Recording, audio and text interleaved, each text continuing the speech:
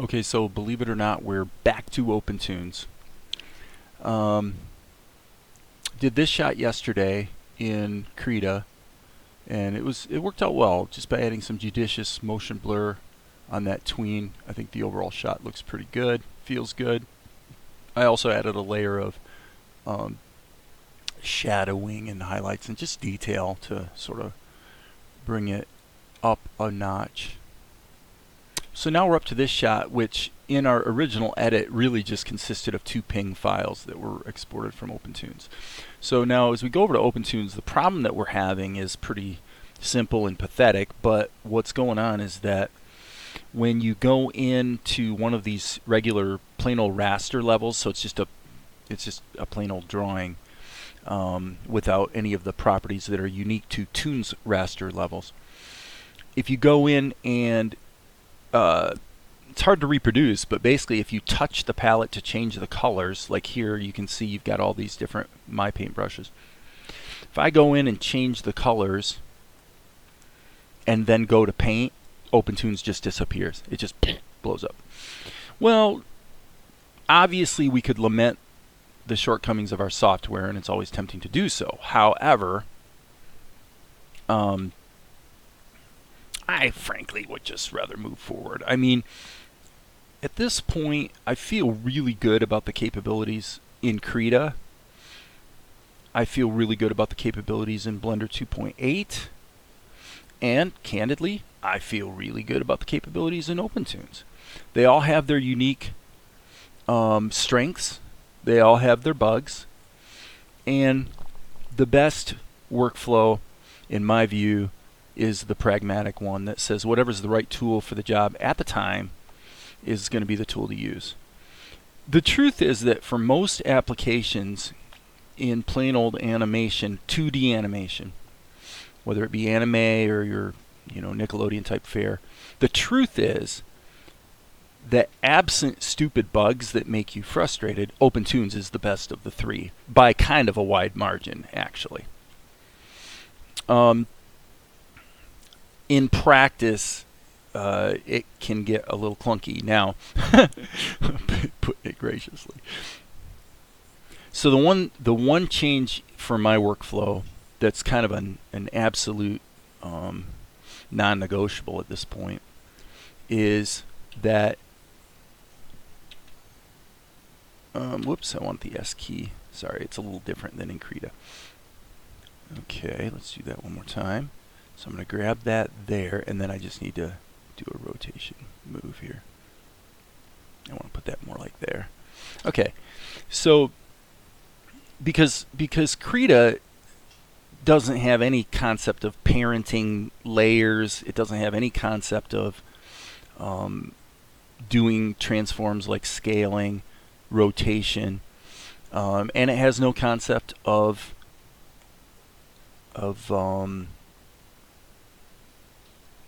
hold on, can't do 2 things at once. It has no concept of keyframe interpolation, meaning you move something from here to here and it figures out the tween positions. So what Krita is great for is painting,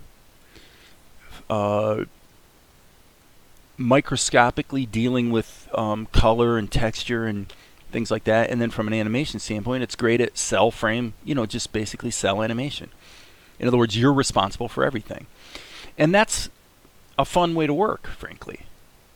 Okay, so now what I'm going to do here, by the way, is I'm going to put him in his own level, which means I can effectively delete that level, and then I'm going to hit Save All, saving really frequently. The basic thing that I've learned with OpenToonz is to do what I've been doing lately in Krita, which is keep everything, keep it simple. Only put sorry, I want this. Only put one shot in an OpenToonz project. Do the editing elsewhere, whether it's HitFilm or Blender or whatever. As long as you keep it really small and simple, OpenToonz is pretty stable. So the challenges I've had stability-wise today mostly have to do with the fact that I'm trying to make sense of and build on a shot that was done a long time ago. And frankly, this shot, if you're at all familiar with OpenToonz, you know the concept of a sub-X sheet. So a sub-X sheet says, I've got all these levels that are interacting with each other in a certain way, but sometimes it's helpful to take a bunch of them and group them together as a single unit. So what I can do is I set up the hotkey for this, so you'd have to do this yourself, but it's Control-Shift-Down arrow, which says pack them down into a sub-X sheet. Okay, so now I can hit Control-Down arrow and go down into that sub-X sheet, and theoretically you can level those and nest them as deep as you want to. In practice, I'm going to say that you probably are going to hit a performance ceiling, you know, pretty readily if you do try to pack tons and tons. Whoops. Okay. This is actually one of the shortcomings of OpenToonz, is when you click away from a level and then click back, it always goes to the default color on the palette.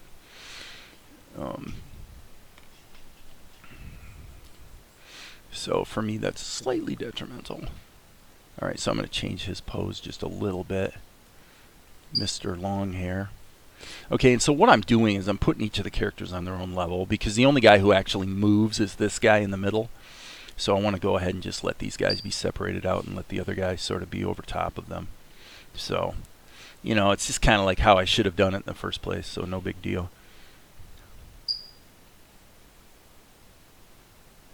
All right, and if you know, here's where, you know, Krita can't do this.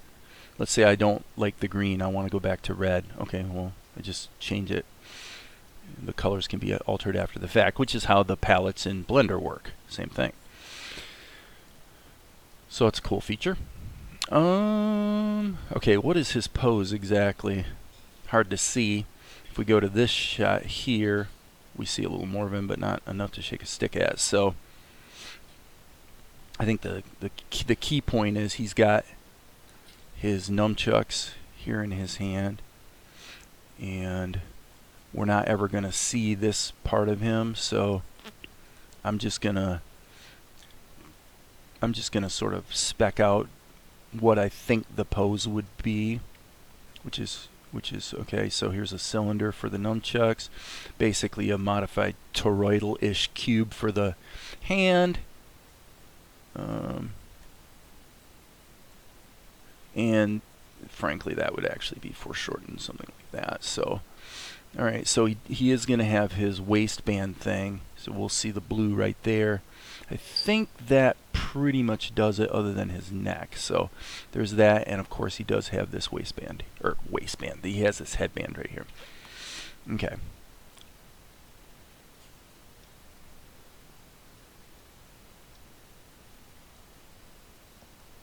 And we're just going to give him really simple angry eyes, because if we look at actual size, he's pretty small in the background.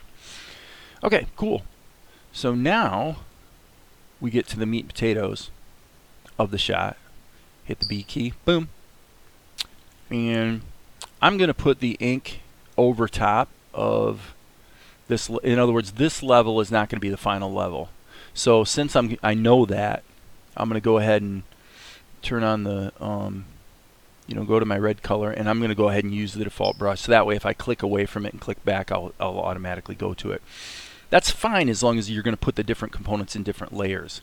If you wanted to put your sketch and your ink all in the same level, then you're sort of inviting frustrations when you go, you know, you go and do something and you come back and start drawing and you're always using the wrong palette entry. And that's what we're trying to avoid. So anyway, let's go ahead and make this a little bit different color. Okay, so let's also think about what the actual geometric characteristics of this guy are. It's always a good thing to do. It's kind of part and parcel of the process I call sticks and balls. So what we have is we have an elongated cylinder that tapers to it's basically a bullet shape. So that's what this guy is a bullet shape head, with his headband roughly happening about halfway, frankly. So those are sort of things you sort of make note of. I noticed that I forgot to give the man ears.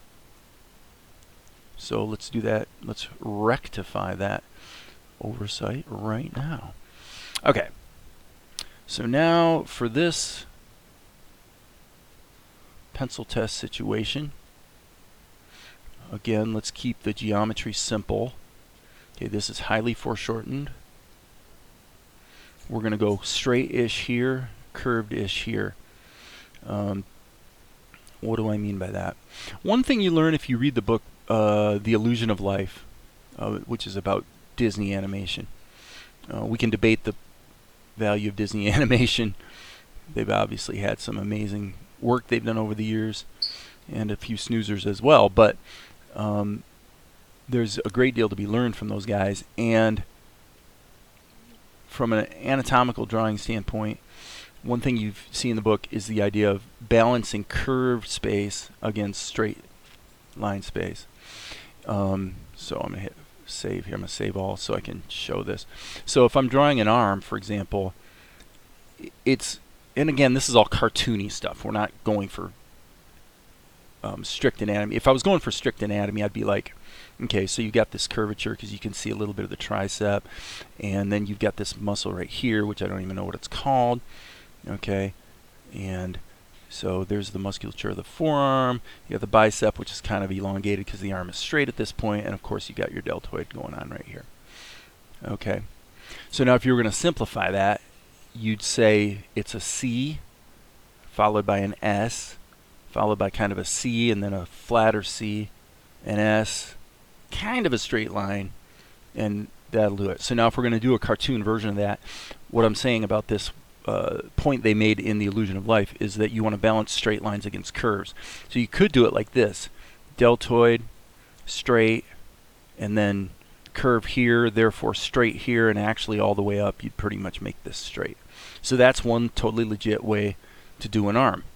Or you could say, well, no, I really want that tricep action here, and so then you make this straight, add a curve here, and you could add a curve here. So these are equally legitimate ways to draw a cartoon stylized version of an arm. But the point is that aesthetically, I think it's safe to say that we respond to this balance of straight lines versus curved lines, as opposed to boom, boom, boom, boom, boom. Everything's a curved line, which gives you what? It's not completely horrid, because there's one guy that made a whole career out of this. You probably know who it is, just judging from the way this looks. And that would be, of course, Jack Kirby. Right? So it's all good, but I don't even know why I diverted to explaining that, but it's definitely useful. Everything you draw can be simplified into a very simple geometric shape. Like here we have basically a cone coming off of his palm. Kind of a little cylinder-ish thing there going on. I think that I see a little bit of a flaw here, so what I want to do is extend his arm down here. And I'm going with straight lines here so that these foreshortened ones can be curves. Make sense? So it's not necessarily like there's a right answer on this stuff. It's just that you want to, it's like using the rule of thirds or the golden ratio in your compositions. Is that, do you respect the proclivity of the human animal to be attracted to or find pleasing balance in certain kinds of shapes and whatnot? You know, and you sort of try to respect that in your work, so that you do work that, you know, that looks good, right, to the average person, blah, blah, blah. Okay, so now that I have this in here, he changes position. Okay, so yeah, he sort of steps into the camera. So I'm going to go ahead and just, boop, create a key here. I'm going to trace this essentially really fast in very, very general broad terms. I notice he grew some ears here, by the way. That's kind of interesting. Okay, again, about halfway down the head, there's that. So cylinder, okay, his torso. We'll do a circle there for the, or a sphere, I should say, really, for the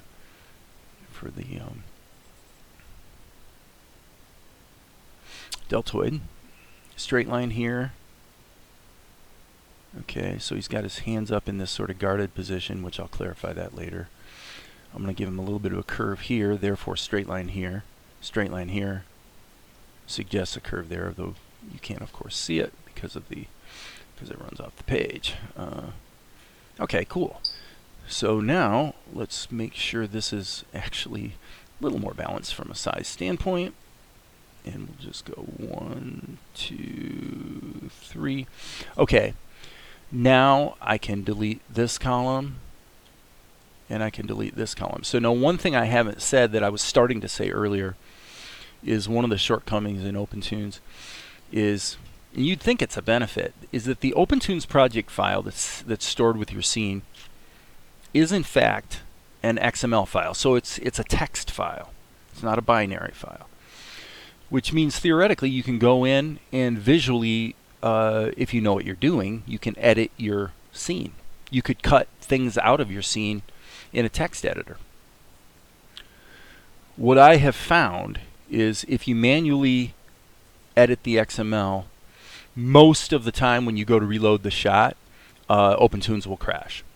So it actually doesn't do well with other people going in and modifying its its files. So but yet having a text-based format is a strength of the program. That's a good thing because it is theoretically human editable. The downside that I've discovered is if you have a really complex scene with, 20 sub-X sheets, and it's a really big scene, and you go delete those levels out of the project, guess what? They just don't get displayed. They get marked. They get flagged somehow in the project file so that OpenToonz knows not to show them. But the reality is, all that data is still there. Well, why is that a bad thing? Well, because if you do like I've done, and maybe I should just show this really fast. Let's just save this, and let's just go here. This all comes back to this. Way back when I was more enamored of OpenToonz and kind of excited about the sub-X sheet capability, what I effectively started doing was baking a whole ton of scenes into a single OpenToonz project, and then look what just happened. And then what happens is you hit a performance ceiling where all of a sudden OpenToonz, for whatever reason, just can't deal with the amount of data that it's having to deal with. So, and what happened was I got a long ways into the process before it started crashing, and then it started crashing a lot. So I was sort of committed to a certain production pathway, only to find out that once it starts going bad, it goes bad like all the time, which was definitely kind of disappointing because it meant that I was well invested into a workflow that had backfired. And this is actually, I was about to say something about the Toonz raster levels, but the bottom line is that the likelihood, if I were to open up this scene, this shot, in an XML editor, I would discover that really big scene that I had open a second ago that crashed the program, that everything that's in that scene is still in this particular OpenToonz scene file. So going forward, my tendency is going to definitely be to be very create my shots and my scenes from scratch and have each one only be one shot. And that's not such a bad thing. That's what I've gotten used to doing in Krita anyway, because it's totally necessary in Krita. So it's like, at first I was bummed out that I had to do it this way. So, because I'm bummed out, I go to a different program. In the other program, I embrace its way that it forces you to work. And I realize, well, wait a second. If I'd have embraced that way of working back in OpenToonz, I probably could have kept going forward and not had maybe all the problems that I had. So now what I'm doing here is I am toggling between the keyframes because I definitely need at least one tween here. So let's just say his hand goes from here to here.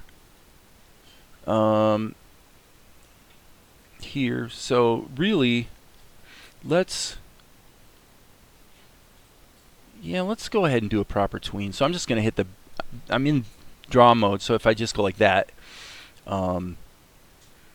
it just created a new drawing for me. So now what I'm going to do here is I'm saying here's his hand, there's his other hand. So from a tween standpoint, the intermediate stage would be right about here. Okay, so now here's the arc of that. Yeah, pretty much. And that's a good thing to do. In fact, you'll find that some animators actually will go in and put in, they'll actually go like this to draw where the tweens are going to be, and that becomes sort of a guide. So I'm not going to do that, but here's his hand. So that's a rectangle roughly that size. So I'm going to make a rectangle roughly that size. Ta-da. Okay. Now, this is what I call, and you guys have heard me say sticks and balls. What I mean by sticks and balls is you're really looking for contours that do something. So this contour, so you've got this curve, but you also have a dot here and a dot here, right? Okay, so if I go to this shot or frame, I have that as well. So now one would say that theoretically, if I can accurately map between this point and that point, which would put me roughly here, then I should be able to map that perfectly like so. And if I can basically match this curvature, I should be able to draw a perfect tween. Now I could cheat. I could go like this. I could hit the S key, select this, hit Control C, go to the next key, hit Control V, and then just now use this. And I think I want to actually rotate that like so. Okay, so I cheated a little bit, but that got me there to there. So here we're just going to keep doing the same thing. Here we have the deltoid. Deltoid went to there.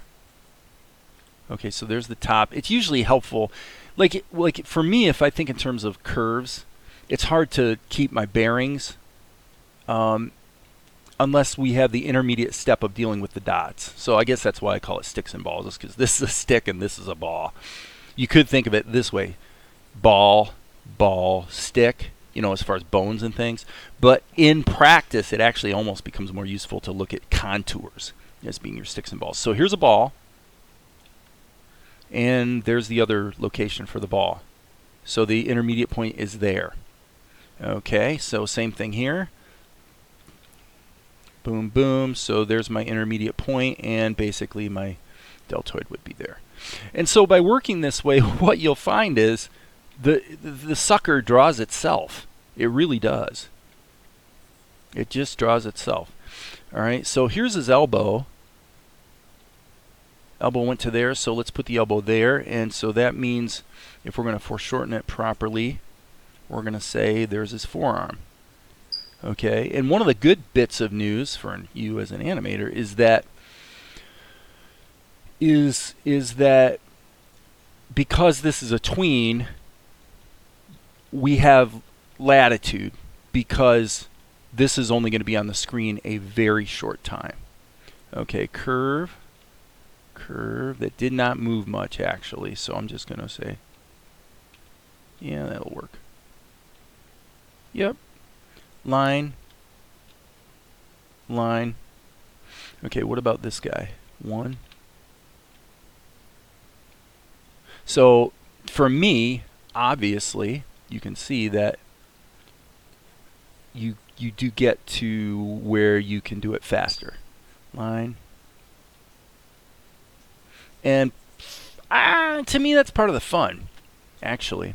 Okay, so his hand position really didn't change much, so I'm going to cheat this one. I'm going to go back here because this one was drawn with greater detail. I'm just going to select this, Control C, go to the next frame, Control V, and just move it to like here, and hope that it's pretty close. And it is. I got lucky right there. All right. Again, save early, save often. Always be saving your work like frequently. Oops, I just hit the M key when I meant to hit the comma. Okay. So B key. Here's the elbow. Elbow went up there, so it's right about there. So boom. Boom. Yes, we're doing straight lines there, so this would be foreshortened to there. There's the little wrap around his arm. I'm going to say that's going to be about there. Okay. And now we got to deal with the sword, which is basically going to be pretty simple. I am not claiming, have never claimed to be particularly brilliant at like weaponry hardware.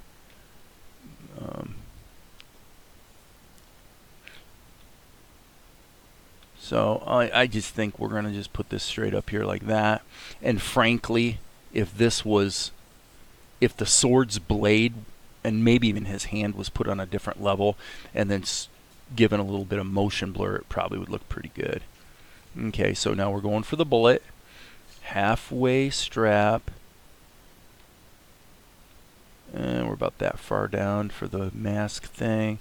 Don't forget the ears. And then we got these two circles for his eyeballs. And with that, we can go ahead and look at how this is shaping up. So let's hit the save button and run it. Yeah, looks much better. Now if we go to the original version, it's just this rapid switch, you know, completely ignoring the fact that this guy changes, which looks stupid. But so now if we can do a better job on the ink and paint step, you know, just really kind of embrace a little bit higher standard on our ink and paint, then this shot could really turn into a really gorgeous shot. I want to take a look at his eyes, kind of see what's going on there. Okay. I think the smart thing to do here would be to just cheat. So I'm going to go Control C, Control V. I'm going to rotate these guys around a little bit. And then obviously they need to be just a tiny bit bigger. And I use cutting and pasting really liberally. That's not what I wanted. Hit the Z key. Okay, so now it's important that I do this again because I have to be able to edit it once I paste it in there. I mean, I could have just taken it and recut it, I suppose, but so it's okay to do a bunch of cutting and pasting. You can see that the image gets degraded. Okay, so this is sharper than this. But who cares? It's just a guide. It's just a background image to point the way towards the final art, which is going to be our ink and paint. Now what I don't want to do is what I have had the tendency to do in the past, which is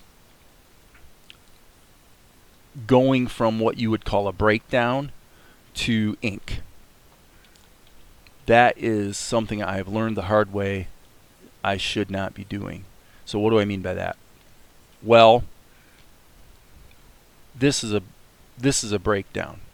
This is not a pencil test. Okay?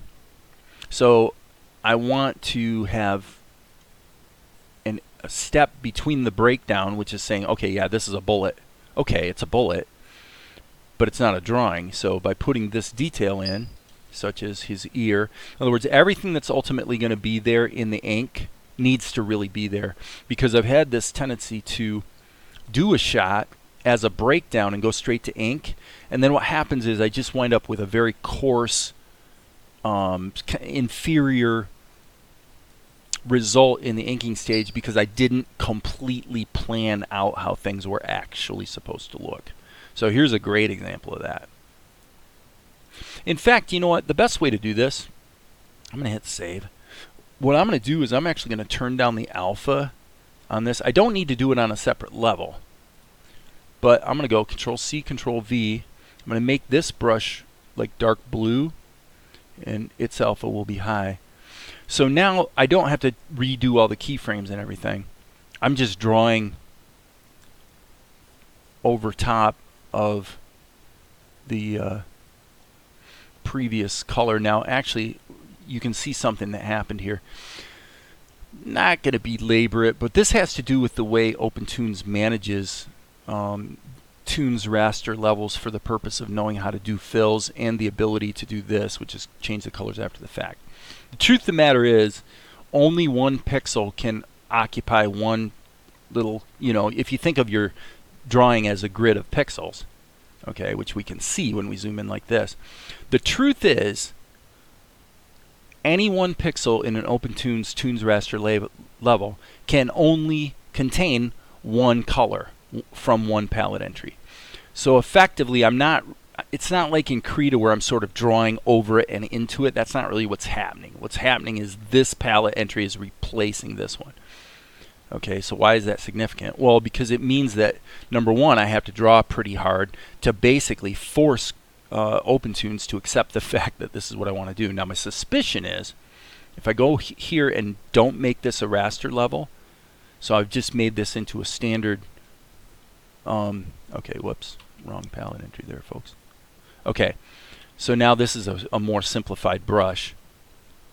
My suspicion is that will take precedence, and indeed that turns out to be the case. Okay, so now it is tempting.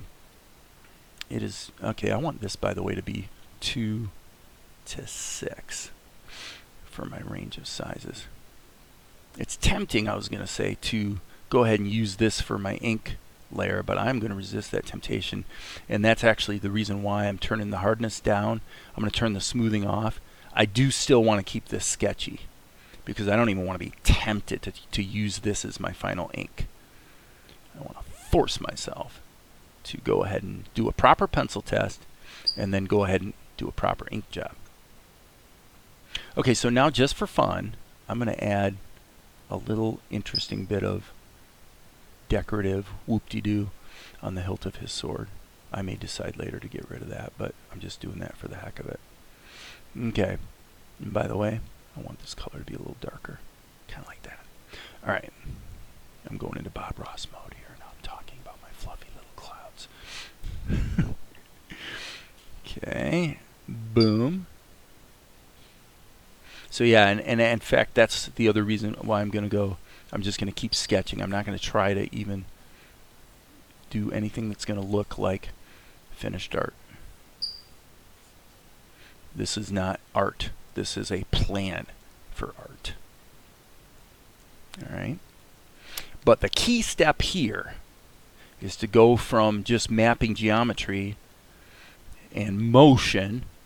Sticks and balls is essentially a matter of dealing with simple geometry. And now I just want to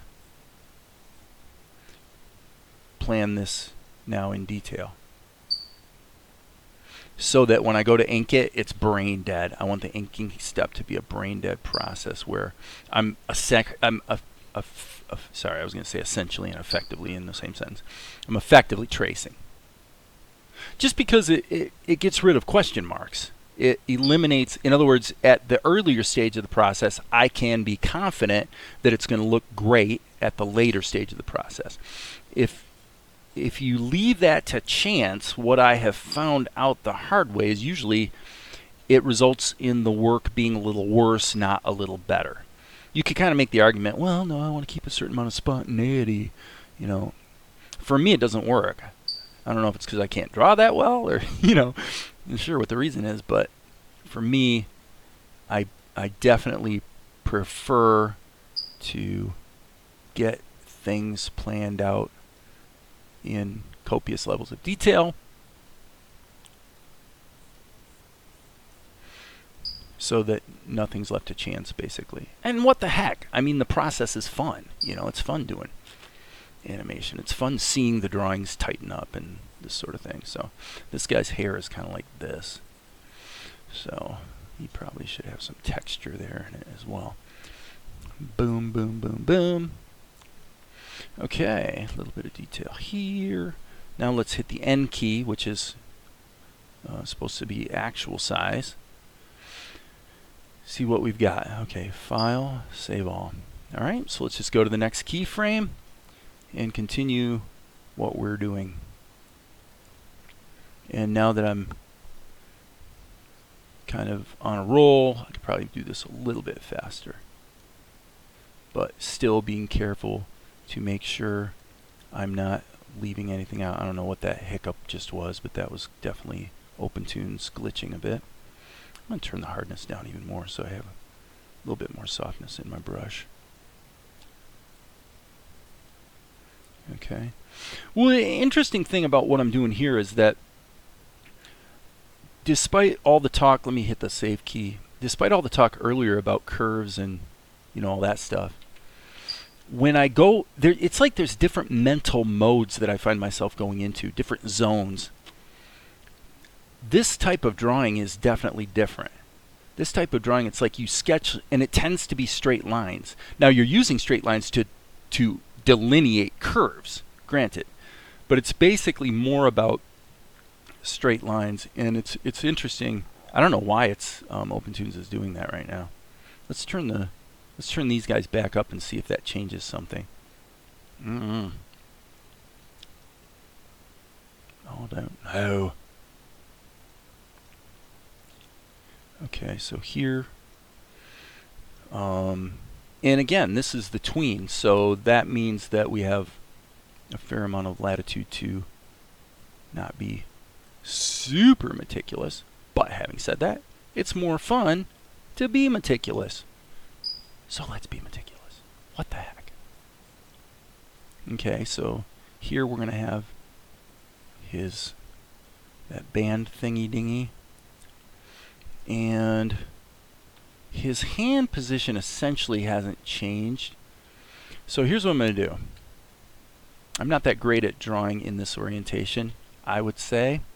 So what I'm going to do is I'm actually going to take the opportunity to modify this a little bit, make it a little bit more, let's say give it some anatomical integrity. Okay? Yeah, let's say that.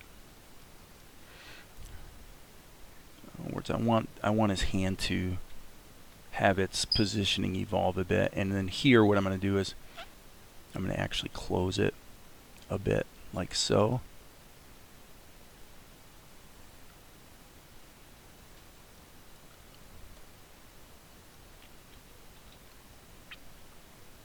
As if that was part of his swordsmanship form or something, it's like, okay. And as long as I'm here, let's go ahead and keep doodling, baby. Okay, he's got to have his straps. And I'm going to hit the H key to switch back to this orientation. I'm going to hit save, because by flipping the canvas, put it this way, there was a time when flipping the canvas really invited a crash. Doesn't seem to be the case with this version of OpenToonz, which is OpenToonz, what's it called? OpenToonz Experimental. It's one of Jeremy Bullock's builds. And I've been using this same version of OpenToonz for, man, close to a year. Because every new release that's come out, well, actually, I don't really favor the official releases so much because traditionally they weren't that portable, although they probably are now. I haven't really messed with it too much lately, but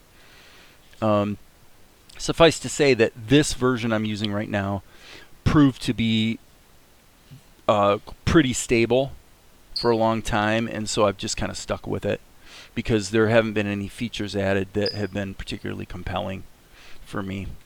So now I'm going to grab this right here, and I'm going to hit the control key so I can actually just kind of make a little modification there.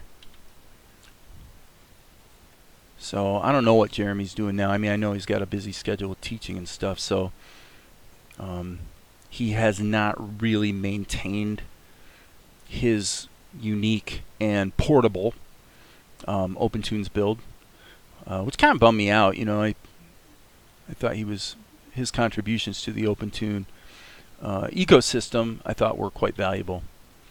Seems like a good guy and all the rest. So anyway, I've stuck with this version just because it's worked,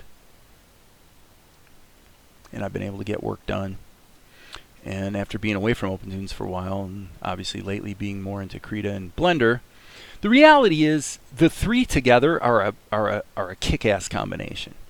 there's really nothing in the animation space you couldn't do with those 3 programs. Nothing. I mean, there's nothing you couldn't do. It's all up to your creativity and your determination to get down to business and do it, you know. So now let's go to the previous keyframe. Okay, so we're going to make that slightly higher, like so.